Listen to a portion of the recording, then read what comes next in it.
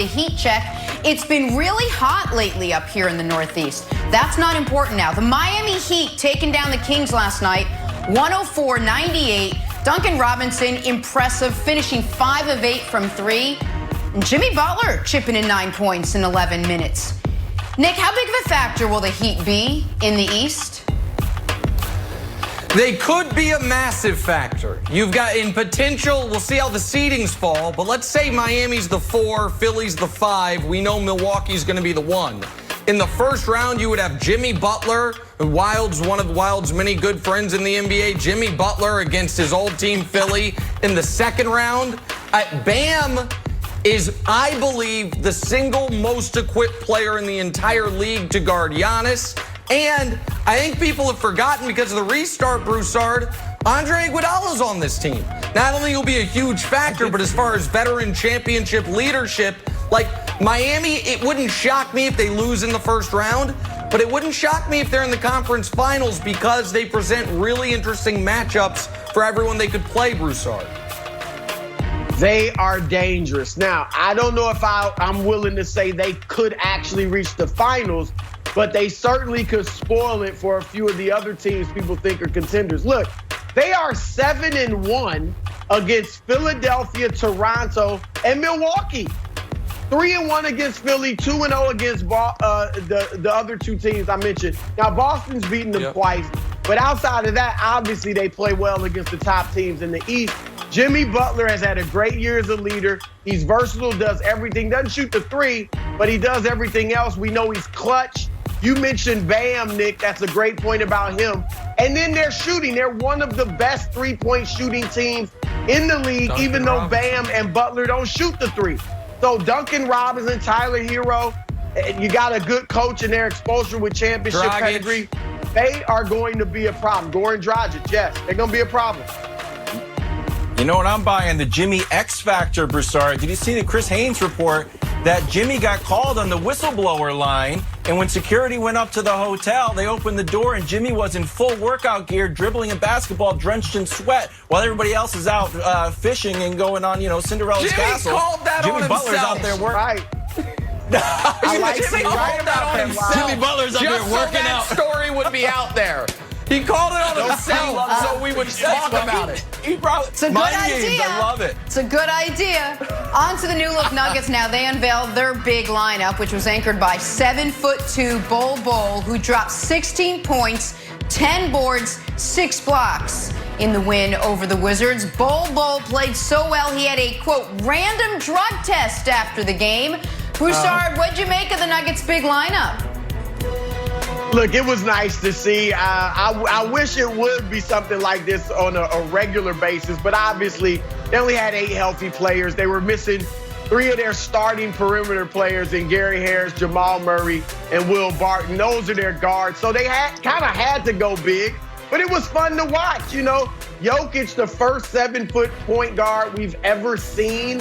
I loved it. They averaged 6'10" across the starting lineup. But we won't see a steady diet of this, unfortunately. Wilds. Seeing Nikola Jokic, a point guard, it reminded me of a foot taller Khalid El-Amin out there. You don't often see a guy with that body type playing the point. And so, listen, great pull by I think what could be fun, and it could be a first-round matchup, is the Rockets' tiny person lineup against the Nuggets' giant person lineup. Daryl Morey tweeted about that a bit yesterday. I think the Rockets would run them up and down off the court. But listen, the Nuggets are going to have to do, call it creative things because of the top teams in the West. They're the one without a true superstar. But I did like what I saw from Bol, and once they get Jamal Murray back, and the other guys, they'll be a dangerous-ish team.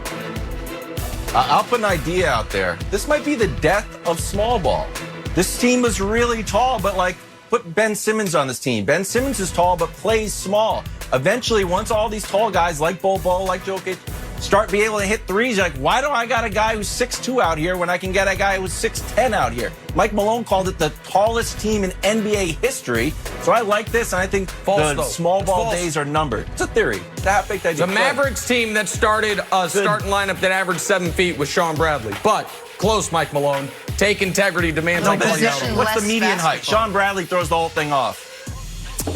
On to the Rockets plan now. Russell Westbrook returning to practice with Russ saying, quote, when I'm back to 100%, you will know. All right, Nick, what would a title mean for Russ's legacy after he puts that mask back that up sounds all the like way? you're There you asking go. me about a list, Jenna.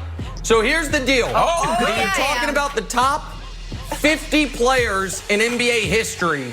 There is a It's a long glut list. of guards in the 31 to 39 range. So these following That's what I players thought. are all in the top 40, but outside of the top 30. Allen Iverson, Chris Paul, Steve Nash, Walt Clyde Frazier, and Jason Kidd. They're top 40 players, not top 30 players. I would argue, Broussard, if the Rockets win the title this year, and Russ, in order for them to do that, Russ would have to be great. He leaps all of those guys. Okay. He leaps Iverson, We're good he to the leaps Iverson Kidd, part. he leaps Nash, he leaps CP3, he leaps all of them. He has an MVP. He would, again, this is if they win the title. I think he vaults himself as, becomes the 31st greatest player in NBA history with the title. That's not a ridiculous take. I'll give you that because look, what I think it would do is There you the go. disrespect. Congratulations. No, that's love. That's love, Nick.